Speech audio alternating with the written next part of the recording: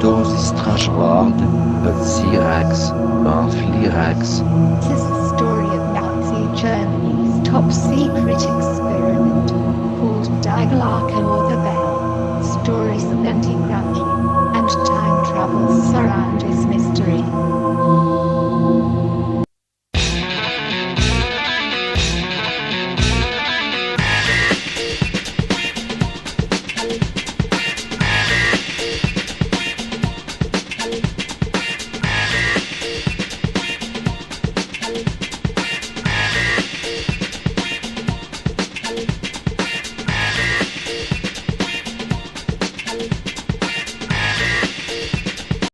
The bell was reportedly a metallic object, approximately 9 feet in diameter and 12 to 15 feet tall. It looked like a bell, hence its code name to the Germans, Die Glocke. It was comprised of two counter-rotating cylinders, rotating a purplish, liquid metallic-looking substance at high speeds that was codenamed Serum 525 by the Germans. Serum 525 was apparently highly radioactive, purple in color, and was housed in cylinders with lead lining about 30 centimeters 12 inches thick. The bell apparently required high amounts of electrical power in its operation. During use, it could only be run for approximately 1 to 2 minutes, as it apparently gave off strong radiation and other electromagnetic or unknown field effects. Several scientists died on its first operation.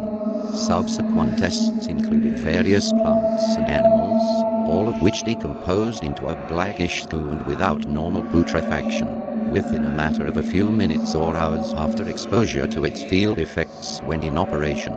Technicians near the bell during these experiments reported metallic tastes in their mouths after being exposed to it. The chamber in which the bell was tested was lined with ceramic bricks and rubber mats, and had to have its rubber matting removed and burned after each test. It was subsequently washed down with brine by inmates from nearby concentration camps.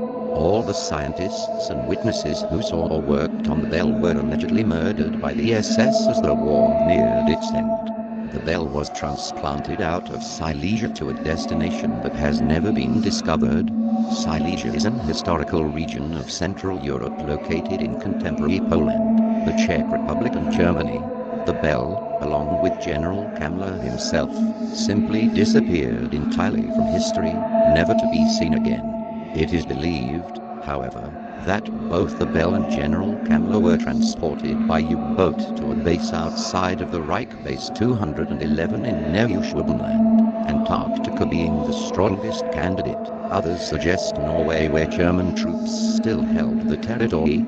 General Dr. Hans Friedrich Karl Franz Kammler was an engineer and high-ranking officer of the German SS. He oversaw SS construction projects, and towards the end of World War II was put in charge of the V-2 missile program.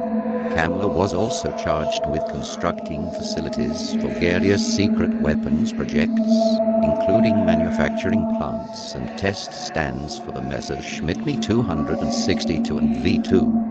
Following the Allied bombing raids on Piedmont in Operation Hydra in August 1943, Kammler was assigned to move those production facilities underground. Disc and bell-shaped machines were described by eyewitnesses as rising silently from an underground installation at Piedmont. General Kammler constructed the Mittelwerk facility and its attendant concentration camp complex, Mittelbadora, which housed slave labor for constructing the factory and working on the production lines.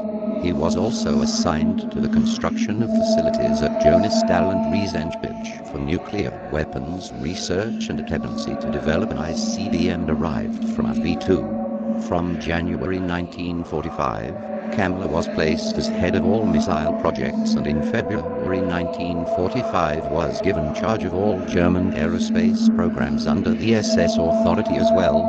A strange Stonehenge-like structure was constructed by the Germans out of reinforced concrete near the facility where the bell was located and tested.